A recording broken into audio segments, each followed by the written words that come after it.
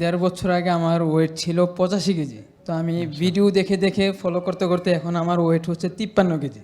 এখন আমার যেটা জানার বিষয় হচ্ছে যে আমার যে ওয়েটটা যে কমলো, এখন আমি যেভাবে ব্যায়াম করতেছি কিন্তু আমার ভাত রুটি এখনো বন্ধ। এখন সেগুলো কিভাবে পরিচালনা করা যায়, আবার শুরু অনেক করা ধন্যবাদ, যায় কিনা? খুবই সুন্দর প্রশ্ন। আসসালামু আলাইকুম। জেকে লাইফস্টাইল আমি অনেক আগ থেকে ফলো করতাম, কিন্তু সশরীরে আজকে এখানে প্রথম। আমি স্টুডেন্ট। এই গত দেড় বছর আগে আমার ওয়েট ছিল 85 কেজি। তো আমি ভিডিও দেখে দেখে ফলো করতে করতে এখন আমার ওয়েট হচ্ছে 53 কেজি। আলহামদুলিল্লাহ। তো আগে থেকেই ফলো করতাম, কিন্তু সশরীরে আজকে প্রথম আর কি। তো খাবার দাবার যেভাবে মেনটেন করতাম সব কিছুই করতাম, কিন্তু ওইভাবে ব্যায়ামটা ওইভাবে করা হইতো না। তবে কথা হচ্ছে আমি এখন বাড়িতে একেবারে ফ্রি, পড়ালেখা এক পর্যায়ে শেষ। তো আমাদের এখানে বাড়িতে একটা টিম আছে। আমরা প্রত্যেকদিন সকালবেলা ফজরের পরে কলেজ মাঠে আমরা সবাই একত্রিত হই, সেখানে প্রায় 45 থেকে 50 মিনিট এক্সারসাইজ হয়। মাশাআল্লাহ, এটা খুবই ভালো, আমার খুব পছন্দ। তারপর প্রায় এরকম ঘন্টাখানিক ফুটবল খেলা হয় আমাদের ওই টিমের মধ্যেই।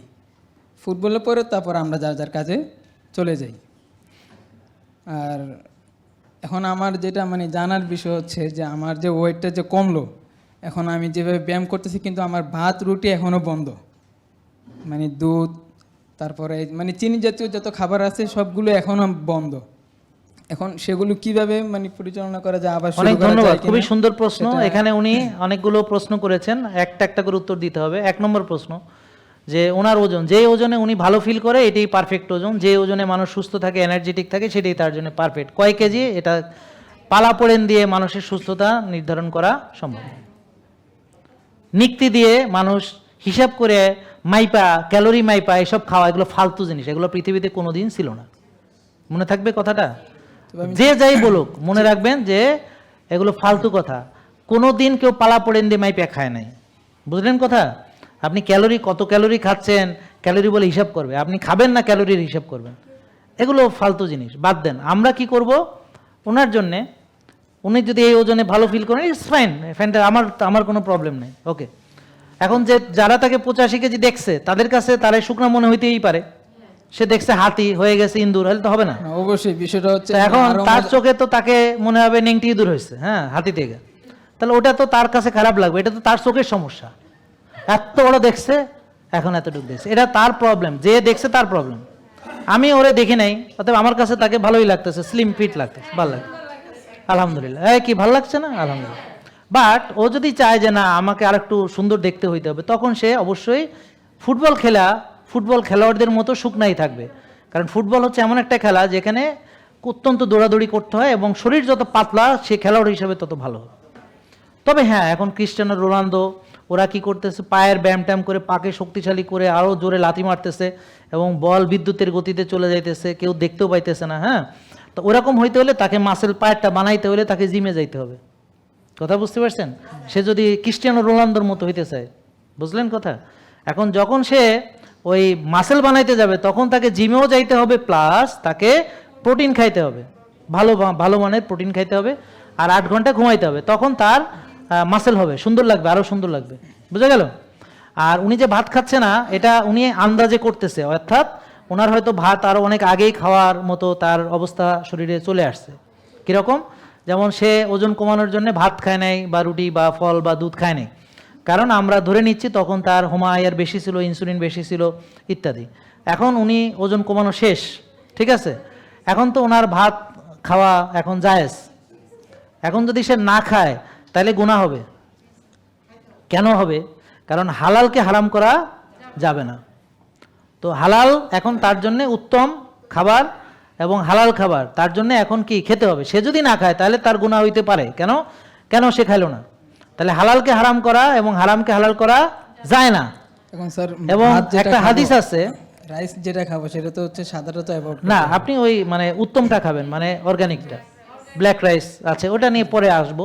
ওটা আগে বুঝে আসতে হবে যে আপনি কোনটা খাবেন। যদি লাল চাল আপনি পান, নিশ্চিন্ত থাকেন যে এটা জিএমও নয়, নন জিএমও, যে এটা কেমিক্যাল ফার্টিলাইজার, পেস্টিসাইড, কেমিক্যাল দেওয়া হয়নি, প্রাকৃতিকভাবে করা হয়েছে, ঢেকিতে ছাটা হয়েছে, আপনি নিশ্চিন্ত, শিওর, তাহলে ঠিক আছে।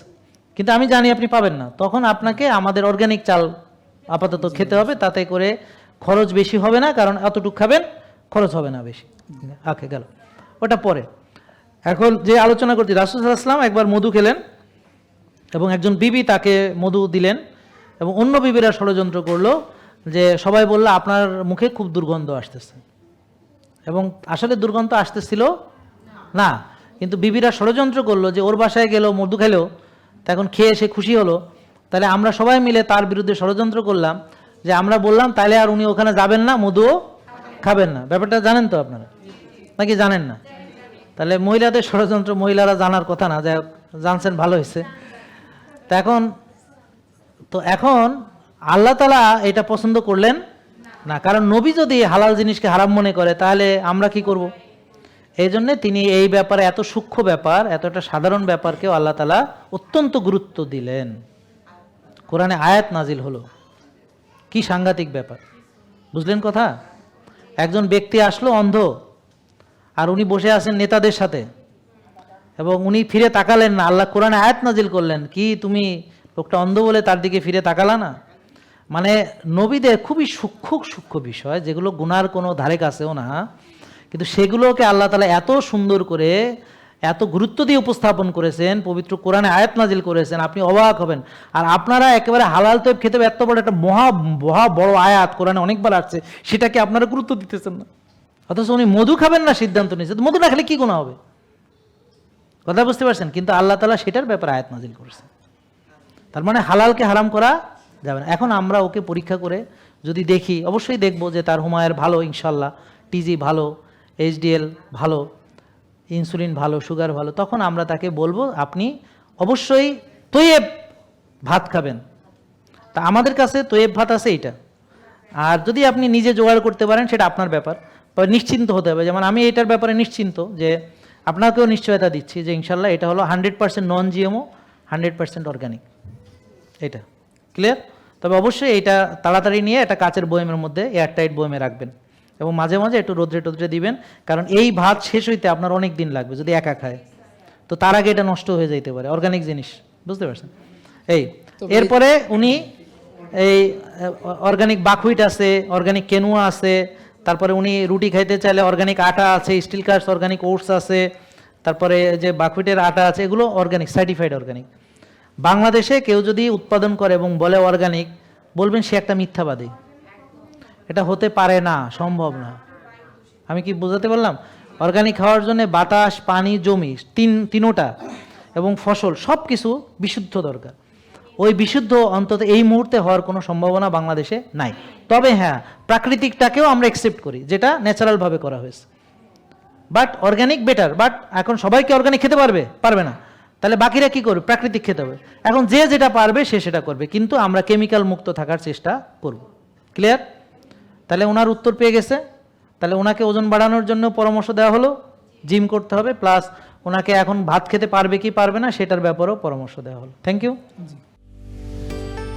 জেকে লাইফস্টাইল, ওষুধ মুক্ত সুস্থ জীবন।